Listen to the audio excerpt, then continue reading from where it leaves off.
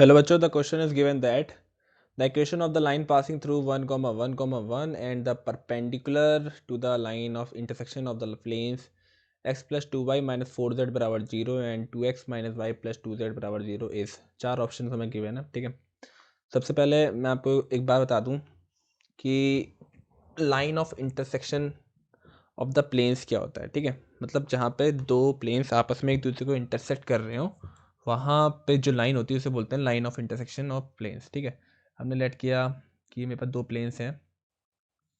ठीक है, ये एक प्लेन ये है लेट, ठीक, और एक प्लेन मान लिया मैंने ये।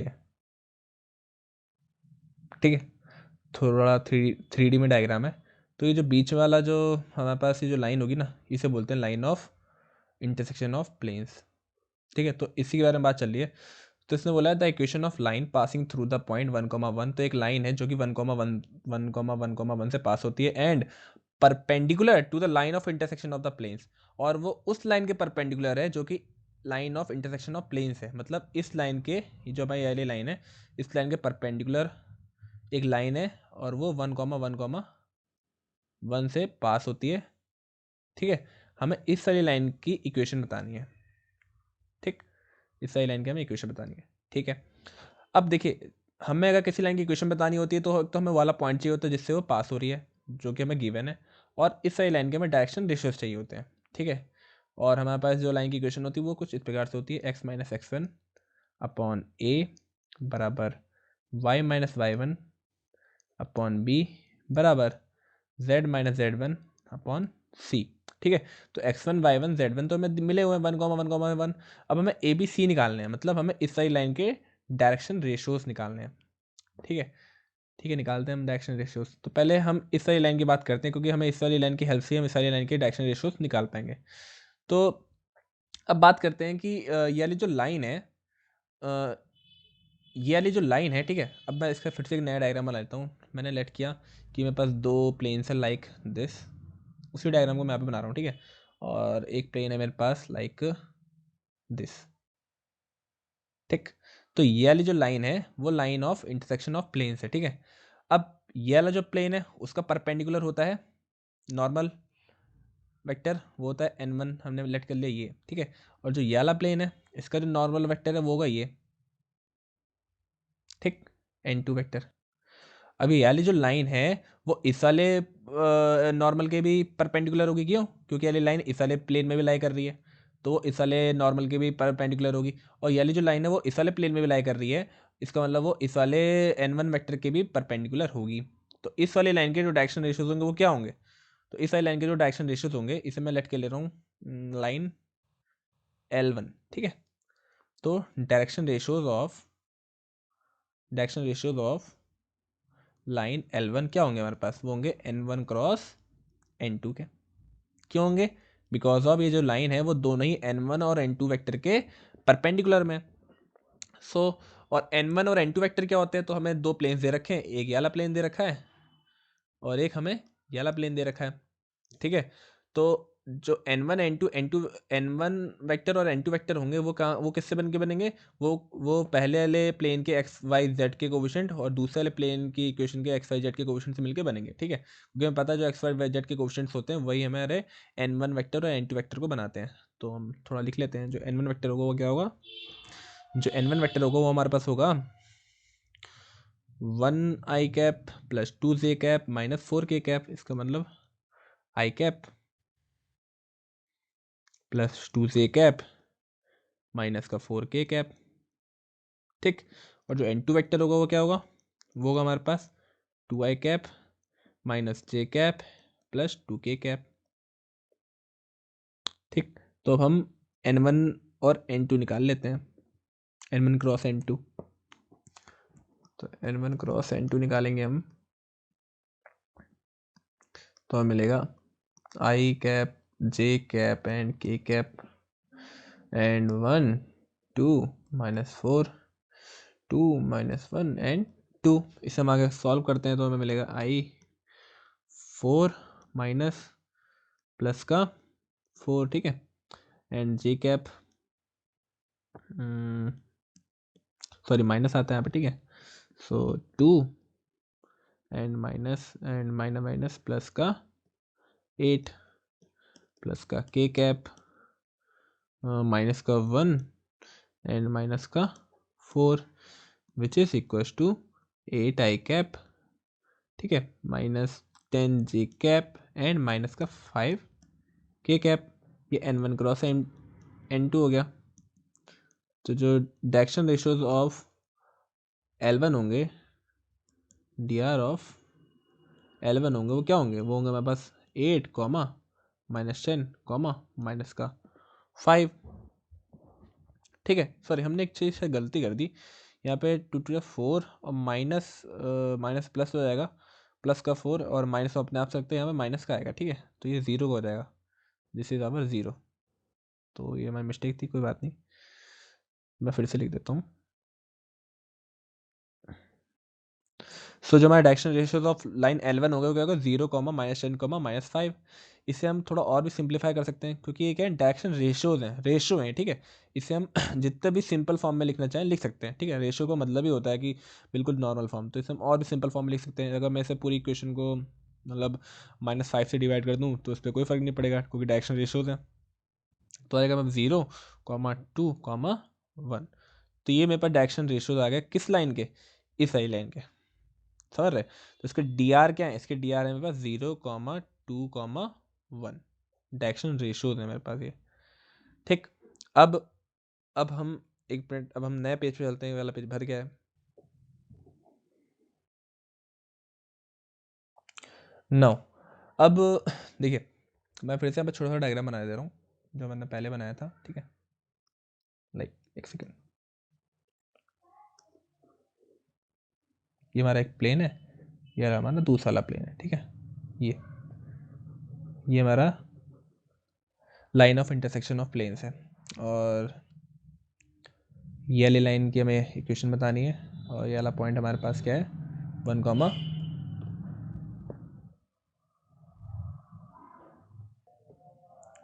1 है, ठीक है। 1 नाउ अब हमें इसकी इक्वेशन, इसके हमें डायरेक्शन रेशियोज क्या क्या आए थे? इसके हमें डायरेक्शन रेशियोज आए थे 0 कॉमा 2 कॉमा 1, ठीक है। अब हमें इस लाइन का एक जनरल पॉइंट निकालना पड़ेगा, ठीक है। जनरल पॉइंट वो कहीं पे भी हो सकता है, वो यहाँ पे हो सकता है, यहाँ पे हो सकता है, कहीं पे हो सकता है, वो तो हम निकालेंगे। तो जनरल पॉइंट किसकी हेल्प से निकालेंगे? हम इन दोनों प्लेन्स की हेल्प से निकालेंगे। क्यों? क्योंकि ये दोनों प्लेन आपस में इंटरसेक्ट हो रहे हैं, ठीक है। तो अगर हम उनको सॉल्व करेंगे, और जब जो एक्स वाई जेड की वैल्यू आएगी वही हमारे इस लाइन के जनरल पॉइंट्स होंगे। तो हमारे पास प्लेन की इक्वेशंस क्या क्या है, हम उसे लिखते हैं। तो x plus 2y minus 4z बराबर 0 and 2x minus y plus 2z equals to 0। इसे हम सॉल्व करेंगे तो हमें क्या मिलेगा? बराबर माइनस वाई बराबर z। तो x को हमने छुपाते हैं, फिर 2 टू ज़ा 4 माइनस अपनी तरफ से लगाते हैं, और 4 की -4 की -1 होगी तो प्लस का 4 आएगा, ठीक। और इसे वाई वाले को छुपाते हैं, और z और इसकी कोफिशिएंट की मल्टीप्लाई करते हैं। 1 इंटू 2 2 -4 की 2 से मल्टीप्लाई होगी तो माइनस का 8, तो प्लस का 8 हो जाएगा। एंड डेड वाले को छुपाएंगे तो माइनस का 1 एंड माइनस अपनी तरफ से लगाया, एंड माइनस का 4। तो एक्स की वैल्यू एक्स अपॉन मतलब 0 बराबर माइनस वाई अपॉन 10 बराबर जेड अपॉन माइनस का 5। जिससे हम अगर आगे सॉल्व करें तो मिल जाएगा x upon 0 equals to y upon -10 equals to z upon minus का 5। अगर हम पूरी इक्वेशन को -1 से मल्टीप्लाई कर दें तो हमें मिलेगा x upon 0 equals to y upon 10 equals to z upon 5, ठीक है। इस पूरी इक्वेशन को अगर हम 5 से मल्टीप्लाई कर दें, ठीक है, क्योंकि पूरी इक्वेशन में हम अगर पूरे एक साथ कोई भी चीज़ करते हैं तो उस इक्वेशन में कोई फ़र्क नहीं पड़ता। अगर 5 की मल्टीप्लाई करें तो हमें तीनों में करना पड़ेगा, तो इस इक्वेशन में कोई फ़र्क नहीं पड़ेगा। तो मैं 5 की मल्टीप्लाई करूँगा तो मुझे मिलेगी इक्वेशन क्या? X upon 0 y upon 2 and z upon 1, ठीक है। मैंने 5 से मल्टीप्लाई किया तो 5 से कैंसिल आउट होगा, ठीक है। नाउ अब इसे मैं लैम्डा मान लेता हूँ, ठीक है। तो मेरे पास जो एक्स की वैल्यू आएगी क्या आएगी? एक्स की वैल्यू आएगी मेरे पास 0, और वाई की वैल्यू मेरे पास क्या आएगी? वाई की वैल्यू आएगी मेरे पास 2 लैम्डा, एंड जेड की वैल्यू मेरे पास क्या आएगी? मेरे पे लैम्डा आएगी। ठीक है, तो ये मेरे पे एक्स वाई जेड की वैल्यूज़ आ गई जो कि मेरे प्लेन की इक्वेशन सॉल्व करने के बाद मिली है। ठीक है, तो वो ये जो वैल्यूज़ होंगी उसे मैं general value of this line मान ले रहा हूँ, 0,2 लैम्डा कॉमा लैम्डा। ठीक है, ये कहीं पे भी हो सकते हैं वाले पॉइंट। ठीक है, क्योंकि लैम्डा इसमें दिया हुआ है, लैम्डा की वैल्यू फिक्स है नहीं, तो कहीं भी हो सकता है वाले पॉइंट। सो इसका मतलब ये वाला पॉइंट यहाँ पे हो सकता है, यहाँ पे हो सकता है, यहाँ पे हो सकता है। मैं लेट के ले रहा हूँ, वाला जो पॉइंट है वो इस जगह पर है। ठीक है, क्योंकि इसी हिसाब से फिर हम लैम्डा की वैल्यू फाइंड आउट कर लेंगे। हम दूसरा पेन ले लेते हैं। तो हमने मान लिया ये था हमारा। ठीक, और ये हमारी वो थी, ये हमारे पास लाइन थी, ये हमारे पास 1,1 था।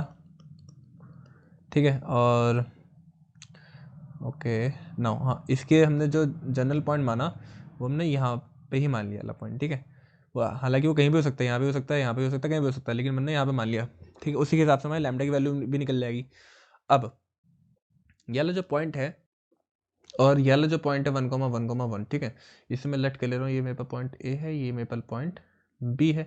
ये दोनों पॉइंट मेरे को पता है, तो जब मेरे को 2 पॉइंट पता होते हैं, ठीक है, ये x1 y1 z1, ये x2 y2 z2, तो इस ए बी लाइन के हमारे पास डायरेक्शन रेशियोज क्या होंगे, x2 - x1, y2 - y1, z2 - z1। ठीक है, जिनके डायरेक्शन रेशियोज होंगे क्या क्या होंगे, इसमें से ये वाला माइनस करेंगे, इसमें से ये वाला माइनस करेंगे, इसमें से वाला माइनस करेंगे, तो हमें डायरेक्शन रेशियोज मिल जाएंगे। ठीक है, तो डी आर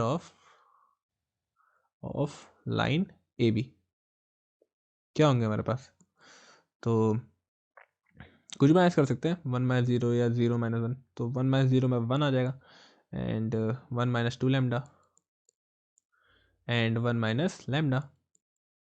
ये हमारे पास डायरेक्शन रेशियोज किसके हैं, लाइन ए बी के। ठीक है, ये हमें ध्यान रखना है। और ये क्या था, 0,2,1, वो हमने पहले निकाला है, वो हमारे पास इस लाइन के है ना, line of intersection of planes की डायरेक्शन रेशियोज है 0,2,1, एंड जो ये है ये हमारे पास ए लाइन ए बी के डायरेक्शन रेशियोज है। ठीक है, अब क्वेश्चन में दिया हुआ है यानी जो लाइन ए बी है वो line of intersection of plane वाली लाइन के परपेंडिकुलर है, मतलब ये दोनों लाइन के आपस में परपेंडिकुलर है। और जब दो लाइन आपस में परपेंडिकुलर होते हैं और उनके डायरेक्शन रेशियोज गिवन होते हैं, तो हमारे पास ये वाली कंडीशन होती है, कौन सी वाली, A1 A2 plus B1 B2 plus C1 C2 बराबर 0। तो ये वाली कंडीशन हम लगाएंगे। ठीक है, अभी हम नेक्स्ट पेज में काम करते हैं। सो A1 A2 plus B1 B2 plus C1 C2 बराबर 0। तो A1 क्या है मेरे पास, A1 0 2 1 है। ठीक है, मैं फिर से लिख लेता हूँ यहाँ पे 0 2 1, this is A1 B1 and C1, and A2 B2 and C2 क्या है मेरे पास 1,1 - 2 लैम्डा 1 - लैम्डा, तो 1,1 - 2 लैम्डा 1 - लैम्डा। ठीक है, 1 - लैम्डा 1,2 1 - 2 लैम्डा। ठीक है, ये हमारे पास। ठीक है, नाउ इसे मल्टीप्लाई करेंगे आपस में, तो 0 × 1 0 plus B1 B2 2 × 1 - 2 lambda and plus C1 C2 1 × 1 - lambda बराबर 0। आपस में मल्टीप्लाई कर दो इनकी, 2 - 4 लैम्डा प्लस 1 - लैम्डा। ठीक है, बराबर 0। सो यहाँ से हम जब सॉल्व करेंगे 2 और 1 3, माइनस का आ गया हमारे पास 5 lambda which is equal to 0। तो लैम्डा की वैल्यू हमारे पास क्या आ गई यहाँ पे 3/5, 3/5 आ गई हमारे पास लैम्डा की वैल्यू। नाउ हमारे पास उस लाइन के डायरेक्शन रेशियोज क्या क्या हो जाएंगे, देखिए यही था डायग्राम, ये था 1,1,1। ठीक है, और यहाँ पे हमारे पास जनरल पॉइंट कोई सा आया था और इसके डायरेक्शन रेशियोज क्या क्या आए थे, इसके डायरेक्शन रेशियोज आए थे मेरे पास ये। ठीक है, तो इसके डायरेक्शन रेशियोज में जब हम लैम्डा की वैल्यू पुट करेंगे तो क्या आएगी, यहीं पे पुट कर लेते हैं 1,1 - 2 × लैम्डा की वैल्यू 3/5 1 - लैम्डा की वैल्यू 3/5। जब इसे हम आगे सॉल्व करेंगे तो हमें मिलेगा 1,5 - 6। ठीक है, 3 × 6/5 5 - 3/5। इसे हम आगे सॉल्व करेंगे तो हमें वो जो मिलेगा हम यहाँ पे लिख ले रहे हैं। ठीक है, तो इसके डायरेक्शन रेशियोज क्या क्या हो जाएंगे, चलिए यहाँ पे पहले लिख ले रहे हैं 1, -1/5 2/5। अगेन ये क्या है, डायरेक्शन रेशियोज हैं, हम इसे किसी फॉर्म में लिख सकते हैं, पूरे डायरेक्शनल रेशियोज में कुछ भी कॉमन निकाल सकते हैं, कुछ भी मल्टीप्लाई कर सकते हैं, कोई फ़र्क नहीं पड़ेगा क्योंकि इनका नाम ही रेशियोज है, ठीक है। तो हम इसमें क्या करेंगे, हम -5 को कॉमन ले लेंगे, ठीक है। तो -5 को कॉमन लेने पर हमें क्या मिलेगा, एक सेकेंड, -5 को ही क्यों, हम 5 को कॉमन ले लेते हैं ना, कोई नीचे कोई दिक्कत, ठीक है। हम 5 को कॉमन लेंगे, तो 5 को अगर हम बाहर निकाल लेंगे तो क्या आएगा बताइए, 5 -1 2, ठीक है। अपॉन समझिए 1/5 बाहर है, लेकिन डायरेक्शन रेशियो से हमें इससे कोई मतलब नहीं है, हमें सिर्फ इसी से मतलब है। तो इस लाइन का डायरेक्शन रेशियो क्या आएगा, देखिए वही वाली लाइन है हमारे पास, ठीक है। मैं फिर से बना दे रहा हूँ डायग्राम, ठीक। हमें सही लाइन की इक्वेशन बतानी थी, और इस लाइन के डायरेक्शन रेशियोज क्या आ गया हमारे पास, 5, -1, 2, और ये पॉइंट है जिससे ये लाइन पास हो रही है। अब हमारा क्वेश्चन हो गया। तो ये केवल इतना सारा हमें पूरा सॉल्यूशन केवल डायरेक्शन रेशियोज निकालने के लिए करना पड़ा। अब हमारे पास जनरल इक्वेशन क्या होती है, किसी लाइन की x - x1 divided by a बराबर y - y1 upon b plus 2 z - z1 upon c, ठीक है। अब x1 y1 z1 क्या, 1, 1, 1, तो x - 1 अपॉन a क्या है मेरे पास 5 equals to y - 1 upon b क्या है मेरे पास -1 एंड z - z1 क्या है 2, और c क्या है मेरे पास, सॉरी z1 तो मेरे पास 1 है ना,